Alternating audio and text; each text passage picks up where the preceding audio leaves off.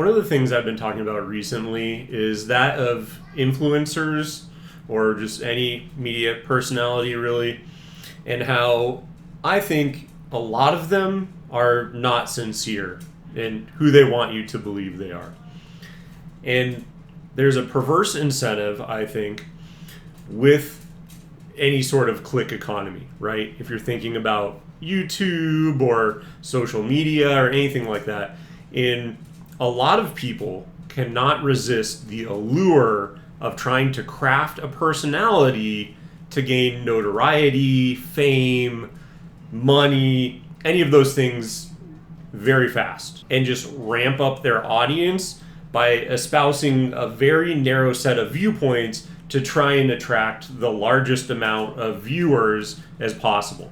And in fact, to say the most sensationalized things that they can in order either to become controversial, to try and enrage the other side. And I mean, this is basically how we've learned social media works, right? Where the things that you interact with the most are the things that upset you. And so therefore, you actually end up seeing more of them because that's what you interact with the most.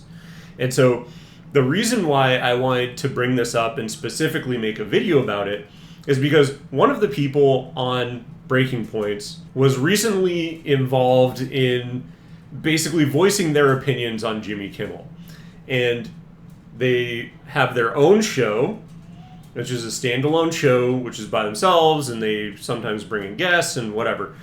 So they have their own standalone show, and then they also appear on Breaking Points. And what this person did recently was they actually reacted to Jimmy Kimmel getting canceled, and then less than 24 hours had a completely different reaction. And again, the reason I want to cover it is because it's a show that I use a lot to talk about the things that they cover, because I think they generally do a pretty good job. But I think in this instance, it very much shows exactly what I'm talking about, where you can't, and this is why I call it out, is you can't 100% believe everything that someone says. Like if you're forming some sort of parasocial relationship, you really have to, make sure that they're very genuine in the things that they say, because a lot of times these people will, again, just craft a narrative and a personality for online that isn't necessarily how a person should think or behave. And it's very disingenuous when you catch them acting both ways. So without any further ado, I'm going to go into the first clip, which is, and the person who I'm talking about is Emily Jashinsky. I'm going to go on to her Breaking Points, which was essentially Friday morning, and then we'll review her standalone. It's called After Party, is her standalone show, and I'll show you her reaction immediately, essentially less than 12 hours before. I'll probably be the one odd man out throughout this conversation, because I think with Kimmel, the timing is obviously an appearance of conflict of interest, and an appearance of conflict of interest is a conflict of interest. But also my position is that the FCC either should not exist, or this particular power of the FCC certainly should not exist. I actually asked Brendan Carr about that a couple of months ago, about whether the law itself actually needed to be changed. And he said at the time, actually, that's probably a conversation that needs to be entertained, whether the FCC should have any jurisdiction to determine what, quote, public interest is, because as long as that exists, if you're a Trump Republican and you see the FCC with this power, and you see corporate media going against you for so long, or going against it being fairly obviously biased in one direction for so long, then the tool gets more and more tempting to use. And the last thing on that point that I'll say is, I would not have a problem with the Democratic FCC commissioner if you see NBC News or wherever lying our way into another Iraq war, saying we could do this the easy way or the hard way. This is not in the public interest, that you are making up intelligence, whatever. I would never support them yanking a broadcast license. I don't think the jawboning is that significant I do think that the merger question is absolutely significant. The Nexstar merger question is absolutely significant. But my basic point on this is that I think the corporations are opportunistically taking these dust ups as their opportunities. The market was catching up with Kimmel. The market was catching up with Colbert. Colbert wasn't turning a profit. I would be shocked if Kimmel wasn't losing a decent amount of money. And when these things come up, it becomes an opportunity for the networks to be like, hey, we're doing you a favor, Trump. Look what we're doing here. So that's kind of my take overall, but I'm sure we'll have other disagreements. And so that was her entire take. And to me, I mean, that sounds fairly level-headed. I don't know that I 100% agree with it, because my point on it is that, yeah, there shouldn't be any sort of infringement on free speech at all. But do I think, these shows are making money? No. I mean, it especially, I mean, they could be, right? Because the thing is it's obfuscated in the fact that we don't really know, like, they're working on advertising dollars. And so the thing is, though, is that when you have a bunch of different programming in there, you're not really sure. I mean, I guess you can say, oh, yeah, this advertising dollar is going to be inserted specifically in this show. But a lot of times what it is just kind of a blanket, right? Where it's like a big pharma company or something will come in and say, okay, here's X amount of millions of dollars, and you just kind of plug in a certain amount of advertisements in all of your programming. Okay, so that's generally how it functions. So when it is spread across all of it, well, then you're not really, it's hard to find out the exact money being lost versus, I mean, you can look at like, okay, here's the viewership and, how well is it performing? And that's where the argument of, okay, if you compare any of these shows, literally anything on cable television, to the biggest YouTube or the biggest podcast or whatever, it's not even comparable. Like, the podcasters all blow all of these traditional media sources out of the water. So that it's kind of we're in a weird space where they're still making a ton of money off of the advertising model without actually being accountable to the market forces and pressure and having a standalone show and all that kind of stuff, right? So versus like podcasters or any like standalone independent media, that kind of stuff. So just on the basis of the Kimmel thing, yeah, it's kind of apples and oranges. You can't really compare and make it's hemorrhaging money argument. In my opinion, it just doesn't really make sense. But again, the main thing I want to focus on is that her argument here seems pretty level-headed. And so what struck me about it and what prompted me to make this video is then now we're going to look at the after party video, and it strikes a very stark tone when played side by side with this. But by the time Jimmy Kimmel taped this episode and made these abhorrent comments, misinforming his audience, this was all known. What a disgusting thing to do. And what a reckless thing for ABC to do. They had that information in front of them. And in the wake, I mean, this is within days of the historic collective national trauma of seeing a 31-year-old activist shot in the throat for speaking on a college campus. This is how Jimmy Kimmel reacted. A little bit more of a hot take, I would say, than what was supplied on Breaking Points. And I mean, if you want to give it the most generous interpretation, you could say, oh yeah, she had 12 hours to think it over, or whatever. I don't particularly buy into that.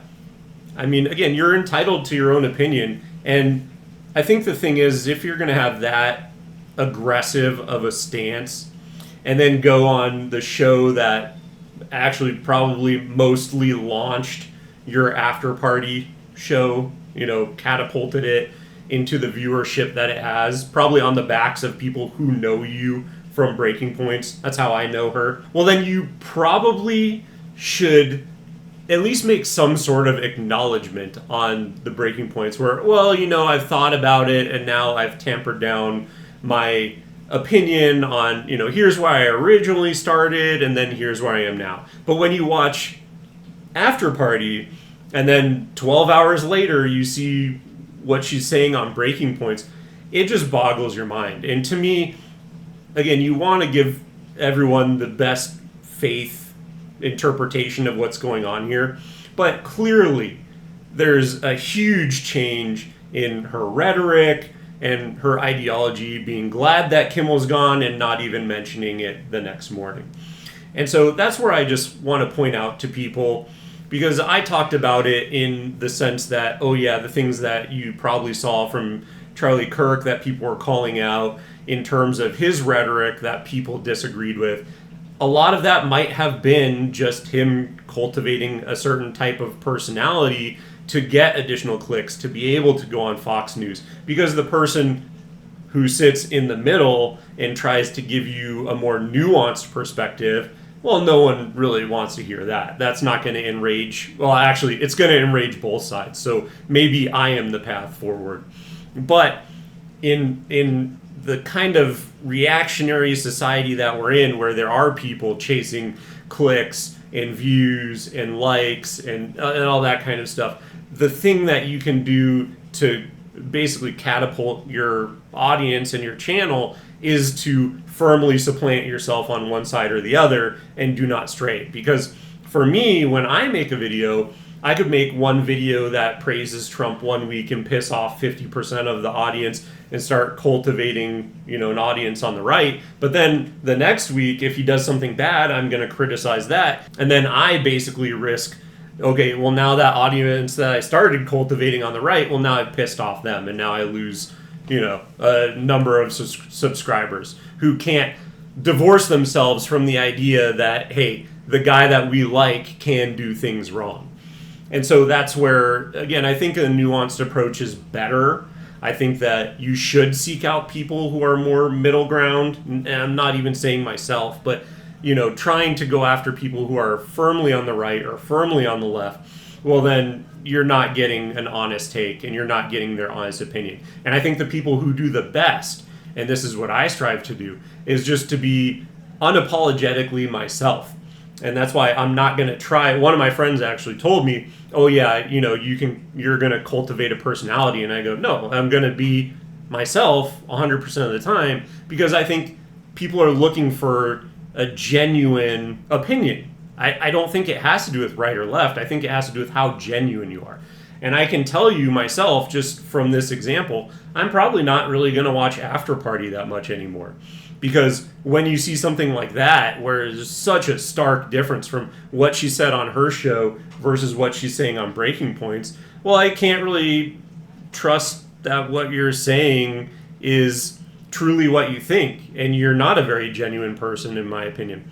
And she might be, and again, I'm just trying to illustrate a point here, is that there are so many people who, oh yeah, I watch them and they start out as kind of a centrist and then they get some notoriety and then they swing far to one side or the other because they want to elevate their brand and their personality and their shows up to a different echelon. And then at that point, I just can't watch you anymore. Like a Tim Pool or something, who's like extremely far right Israel, and like, no man, you were doing Occupy Wall Street stuff. Like that's how you originally got famous. But then he saw a niche that was open on the right where, okay, I can be this person, whether he actually believes any of those things or not. And then now he's like firmly entrenched and is more pro-Zionist than Ben Shapiro. Like it's insane. And so, yeah, I don't know. It's and I don't watch Tim Pool anymore specifically for that reason. And I'm just calling out the ones that I can think of, just immediate, like top ones that have went insanely in one direction or the other. But there are a bunch more out there like that. And truly, the thing that I know it's hard sometimes to understand when people are doing things like this, but I thought this was a glaring example, and so I wanted to bring it up because it's something that I believe in, is not creating a personality just to try and get clicks and views, but to actually, hey, here's my true opinion on it, and then I think you just attract the people that you attract. But just, again, wanted to call it out because I do watch a lot of content from Breaking Points on my channel. I do like a lot of their coverage most of the time.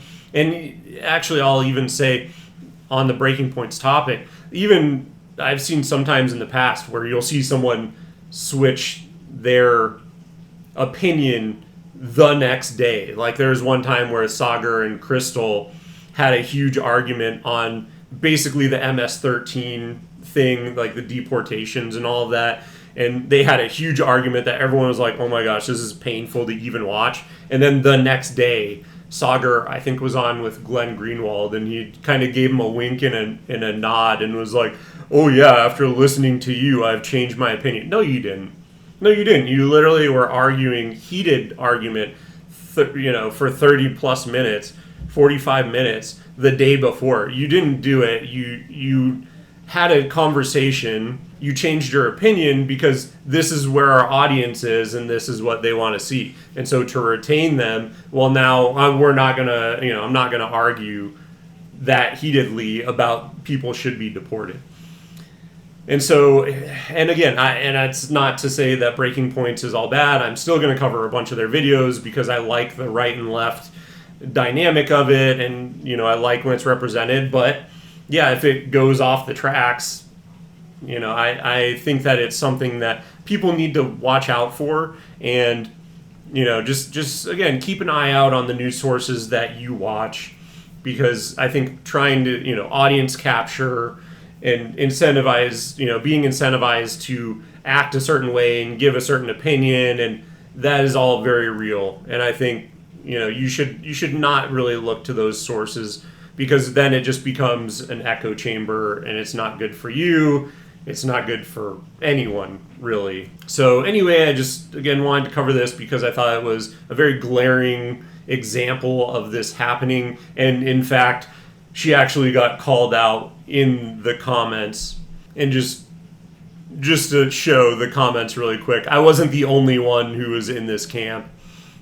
Emily stays fit by doing mental gymnastics defending Trump. Emily Jashinsky Breaking Points version versus Emily Jashinsky Undercurrents version versus Emily Jashinsky After Party version. Emily doesn't represent the right, she represents spinelessness, which is, I think you could take another interpretation of it of, well, now she's outnumbered by 3 people who think a radically different thing than the opinions that she had voiced on After Party. So in order to kind of meet them and, not get argued down, she, tempered her language a little bit. But again, that was part of the reason why too, is because I looked in the comments and I was like, oh my God, like a lot of people were not happy about her takes, and there were quite a few that called out that the variation between her own show and this one is kind of funny. But if you like this video, give it a thumbs up.